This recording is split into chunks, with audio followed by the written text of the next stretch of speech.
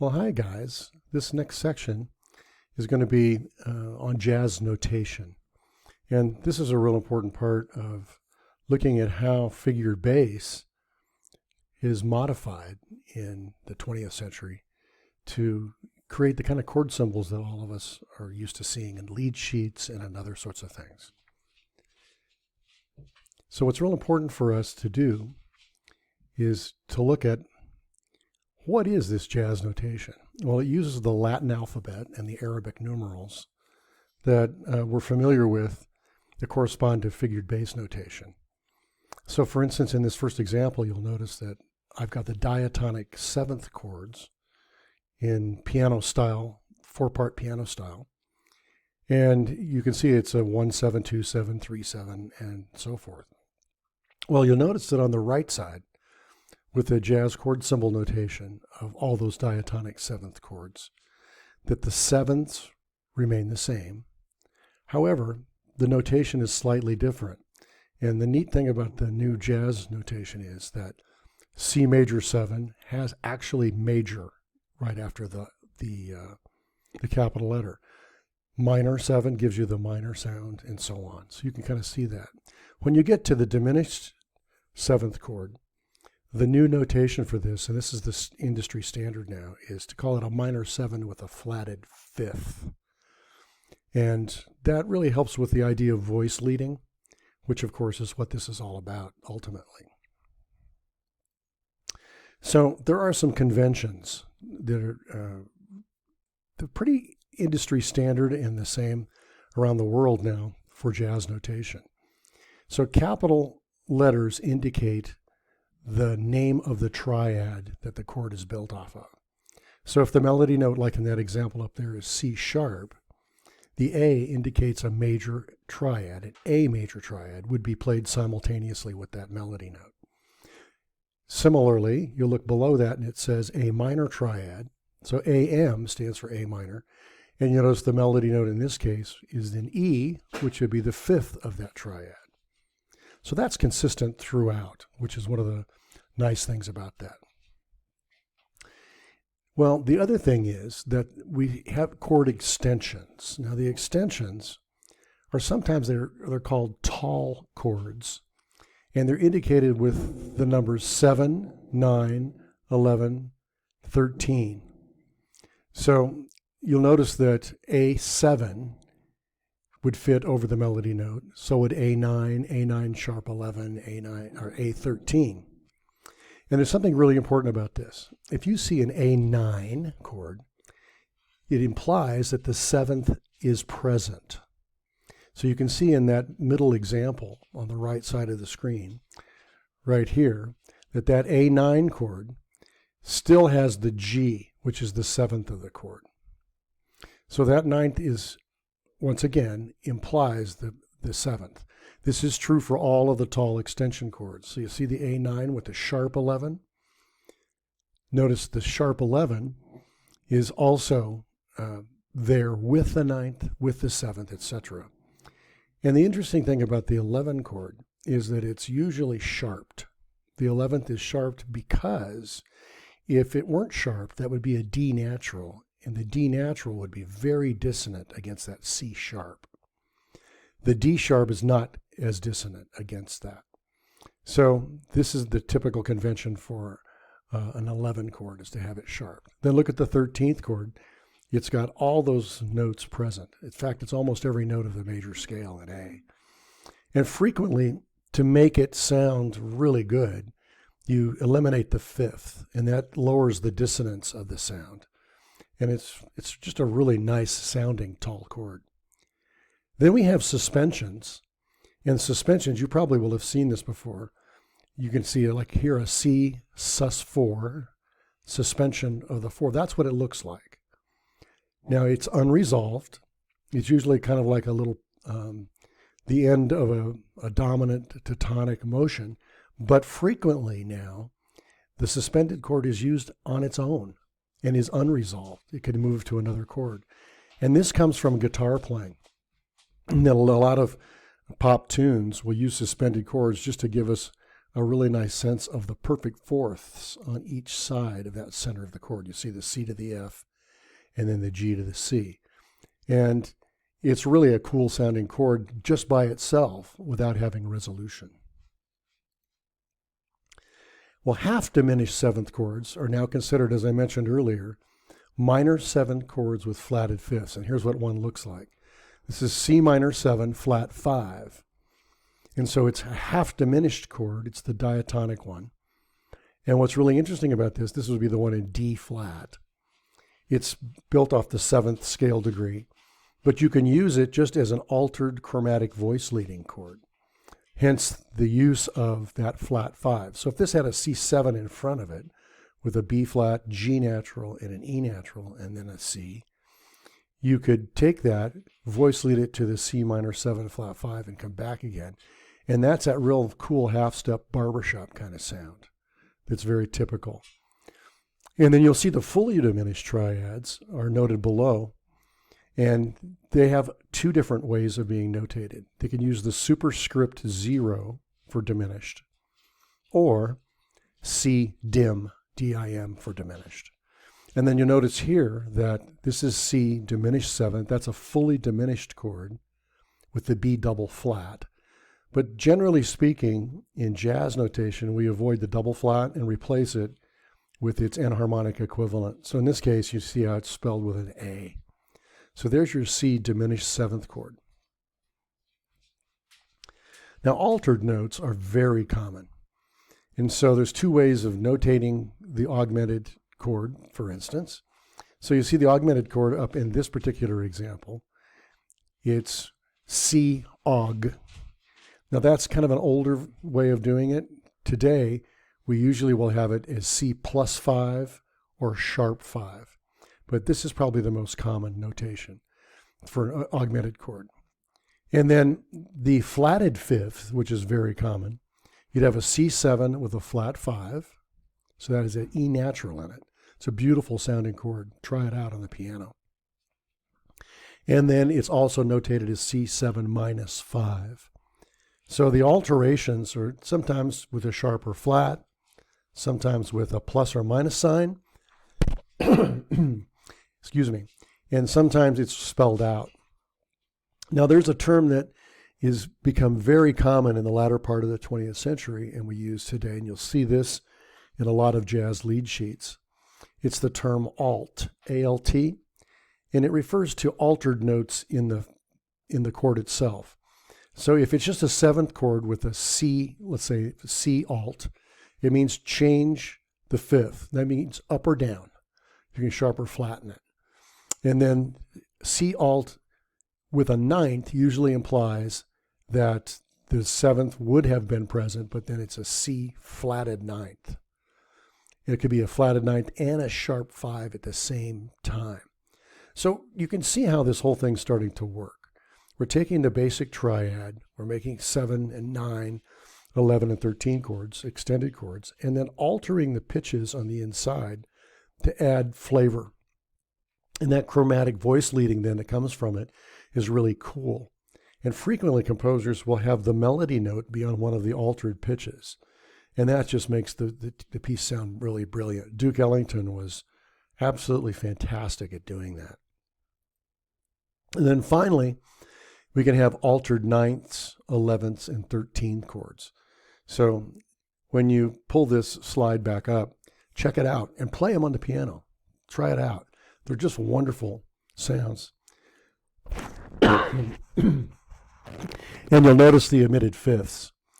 And this is pretty much standard practice, like I said earlier, to reduce the overall dissonance, but it's not required. You can have the fifth present, but if I'm writing for like a jazz group and I have like 4 trumpets, the note that I'm going to eliminate probably is going to be that fifth.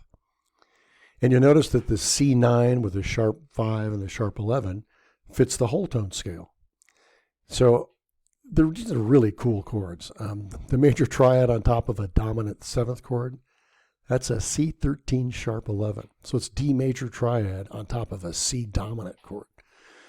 And then you notice that C9 13, play that a couple times. It's a Gershwin-like dominant We kind of hear that in Porgy and Bess and a lot of Gershwin's signature pieces.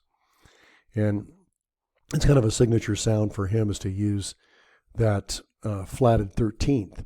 And he got that idea from listening to African American communities in North Carolina in the late 20s and early 30s, listening to their music and getting ready for doing research on Porgy and Bess.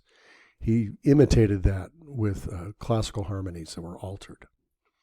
And then major and minor seventh chords. Now you got to notice the difference between this because it's really important. So what I've given you here is C major 7. You notice that that's not a dominant chord. It's got a major seventh between the root and the seventh of that chord. It has a very distinctive sound. So all major triads diatonically will have that particular seventh except the dominant. So look at this. F, A, C, E, that also is a major 7 chord with a very distinctive sound. Then the diatonic 3 minor 7 chords are 2, 3, and 6. So it's D minor 7, E minor 7, and A minor 7. And Fiona just barked a dominant 7th, so you have to excuse her. All right, so let's compare the attributes of both systems. What would be the advantage of doing this, or the disadvantages? With figured bass notation, you'll notice in that little 4-part chorale in keyboard style, there's a lot of information. You've got a given bass line, a specified voice leading of the bass. So that voice leading is prescribed by the numbers, as we know. Since they're all in root position, that means a C, D, G, C bass. And there are rules governing the voice leading. And as you can see that up top, we want to make sure that we only have certain things doubled, that certain voices move to the other voices, like this perfect authentic cadence we have here. 7 goes to 1, 5 goes to 1. And the specific inversions, which we don't have in this example yet, are indicated. And the other cool thing about figured bass is it gives you chord function. So it gives you 1, 2, 7, 5, 7, 1. That really tells you that these are the pillars of tonality right here. Well, they're implied up here. So if you know that D in the jazz notation is the second scale degree of C, you can really figure out very quickly the same kind of chord function, but it doesn't show it. We have a given bass line though, so the bass line would be the same, C, D, G, and C, because the bass player plays all of the alphabetic numbers on the beginning of the chord symbol in a piece. So if I had a song that went da-da-da-dum like this, the bass player would play dum, dum, dum, bum, bum to make it fit. So that really does give us the bass notation. Now, the question is what happens when it's inverted, and I'll show you that later. But here, voice leading is left for interpretation. So the composer or the arranger or the improviser can put in extra voices in any way they wish. And the rules governing voice leading pieces they're kind of piece specific. What that means is that it depends on how many voices I have, and it depends on the style. Latin tunes, for instance, tend to use voice leading that would remind us of figured bass notation. Rock tunes don't. They'll have parallelisms that we normally wouldn't have in figured bass notation. And specific inversions are indicated by the Latin letter, and I'll show you that in a second. So the chord function is not indicated, but it is implied if you know the scale degree. Well, here are some other examples. So here, the soprano is given, the alto and tenor may be in any logical voice leading order. So that's really important with figured bass. In jazz notation, I've given you what the bass player would play. The chords are in root position here. The bass line is implied. And the chords are filled out in any logical order, like we mentioned before. So they're very similar in that way. But let's start looking at what's really different about them. So In the possible figured bass example above with the 1 2 7 5 7 1, you have pretty simple information, and we all know that you could just see the figured bass by itself with nothing up here, and that would leave it completely open to what the melody could be. In this case, it's a given melody, and it's a given bass line. Well, the same harmonic motion in the bass line and the melody happens with lead sheets. So the lead sheet, meaning just a melody with chords, gives us the same chords with their qualities, and we would imply the same bass thing. So there's this slight difference. Now here's one of the big differences. So in figured bass, the inner voices conform to the voice leading and doubling rules because the inversions are specified by the figured bass. So you see you've got a 1 followed by a 2 6 5, a 5 4 2, and then a 1 6. That gives us a C F F E bass. And then we follow the doubling rules to make that work. Well, in jazz notation, if I want to indicate an inversion of the chord and have the bass player play a different chord tone, the convention is to go with a D minor 7 up here, for instance, followed by a slash, then the letter name of the bass note. That implies then that the third of that chord is going to be played. The G7/F means the G7 triad, seventh chord, with an F, or the seventh of the bass, is here. And then C with an E/E means first inversion with an E in the bass. So the inner voices, once again, are left up for interpretation using logical doubling and voice leading rules. But it's left to the composer's or improviser's discretion, as we mentioned earlier.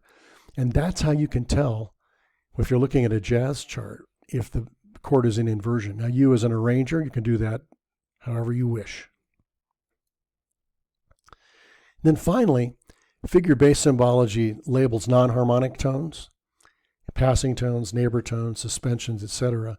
But that's used mostly for analysis. You don't see those, generally speaking, except for the 4/3 or a 2/1 or a 6/5 occasionally as the suspension. So this probably looks pretty familiar with the passing tones, the neighbor tone, an appoggiatura, anticipations, and so on. But in jazz notation, we don't get that. And that's, like I said, because all of those little labels are part of analysis. You're not going to see those in a classical piece at all, or any kind of piece that normally has figured bass. So you notice here at the end, this is the same example, but in minor.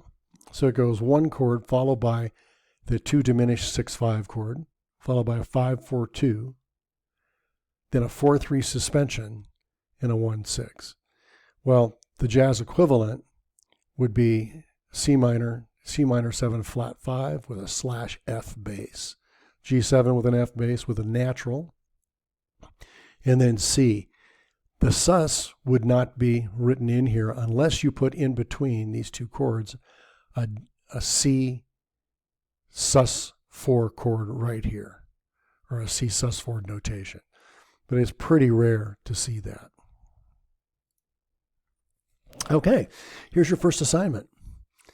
And there are going to be 2 in this, and they'll be due a week from now. So you've got an entire week to do this. They're not hard assignments, but they're going to take some thoughtfulness. So the first one's going to be how to generate a lead sheet. Now, what I have on the right is a piece that I wrote called Minor in Flute. And you notice it has a melody line and chord symbols. That's it. The tempo is indicated bop, meaning bebop, at a quarter note equals 200. And the player would interpret this in a jazz style. And that comes from the tradition of passing on this information from player to player and from generation to generation. The piano player would play out these chords based on the notation. The bass player would start each measure with the letter name of the chord, and then they're free to move with voice leading to the next one. So if it repeats over 3 bars or 4 bars, in this case, the bass player would be sure to hit a D on the beginning of each bar or play a mode all the way through it that would outline D minor and then shift to G minor. Then they play an A dominant 7th, and you notice that it's a turnaround, goes right back. And you notice this has repeat signs. We'll talk more about the details in a moment. So the characteristics then of a lead sheet are these, and here's what you're going to use. Limited notation, just the melody and chord symbols. No voice leading except for the melody. Repeat signs to create an A prime, B, A form if it's not written out. The bass line is implied by chord symbols. The time signature and style are indicated for interpretation. Soloists will improvise after the entire sheet has been played once. So if I'm playing this like I did down at SUU last month, I'm playing it on flute and I come all the way down to the end, the rhythm section then knows we start over and we just keep playing. Then everyone takes solos over the entire form. We keep repeating it. And then to conclude, we'll usually come back and play the melody again, and then we improvise an ending. Then, to conclude it, the soloists, everyone, we just kind of signal each other with certain pitches, and there's a tradition about how to end things like this. The drummer will improvise a beat based on the form. You notice there's no drum part written out. And the rhythm chording instruments, piano, guitar, etc., will play chords only and improvise rhythms, usually contrasting rhythms, to fit the style. And like I said, there's no ending indicated. It'll be improvised, and this is really kind of cool. It's usually improvised with the pillars. So you end up with some kind of predominant, dominant tonic.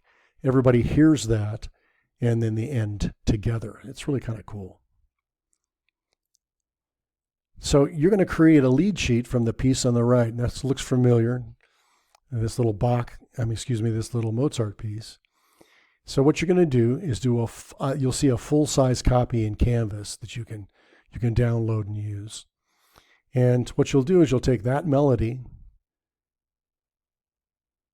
and then you're going to write the melody by itself with the appropriate jazz chord symbols based on what you see the bass doing here and what chords are implied. It's pretty straightforward and kind of fun. So you'll end up with your own lead sheet titled Number 6. And it's a really, really fun way to do that. Here are your specifications. Always start with a figured bass analysis and then translate it into jazz chords. And limit your chords to 1 per dotted quarter note per measure. So for each beat in the time signature. Now, if one measure has the same chord, you only have to put it at the beginning. But make sure you have a chord at the beginning of each bar. So if a group of measures prolongs a tonality, just write that chord over each measure. It's kind of cool because then we can see the prolongation over the top. That's one of the nice things about jazz notation, is you can literally show prolongation. And you can use a notation program or write it out by hand. I don't care. But ensure legibility, please, in your copy. And then you can upload it or email it to me. And if you take a picture and email it, however you can do it to make it work. I know we're all struggling with technology during this time where we're kind of quarantined, but just go for it. Just make it legible. And then follow the plan of a single line sheet with jazz chord symbols. Use repeat signs when applicable. And most importantly, have fun doing it. Then your second assignment, and you can turn this in as soon as you're finished with them. You're going to turn this lead sheet into a 4-part chorale with figured bass. So this is a light rock tune called Sunny by Bobby Hebb, and real popular in the 1960s, kind of a semi-pop tune. And you'll notice it says A minor 7. So we are really in the key of A minor here. You can kind of tell that by, there's the dominant, and it has the turnaround. So what you're going to do is use the repeat signs, but then what I'd like you to do is end it. Now, I don't think I put that in the specifications, but come up with an ending. So here's how you do this. Start with the figured bass analysis, it's already kind of done for us. And we're going to just flip it around the other way. Use the same kind of stuff, same ideas. I think I did this wrong. You don't start with a figured bass analysis. You look at the jazz chords and translate them to figured bass. So I put that up there backwards. So that's assignment 2. And here we go. So you start by translating the jazz chords into functional figured bass harmony. Write the melody first, then the bass part. After you completed those, add the alto and tenor. Sounds familiar, I'm sure. And once again, notice that Sonny's in A minor. Double check your figured bass and have fun. So like I said, you've got about a week to do this. Thanks for listening. If you have any questions, email me, and I'm happy to help you through this. Hang in there with all your stuff. Your other assignments, thanks for getting them in. They look great. And I'll get grades posted probably toward the end of the week. It's just stuff has been trickling in, and I just want to do it all at once. So be safe, stay well, and have fun doing this assignment. Talk to you later.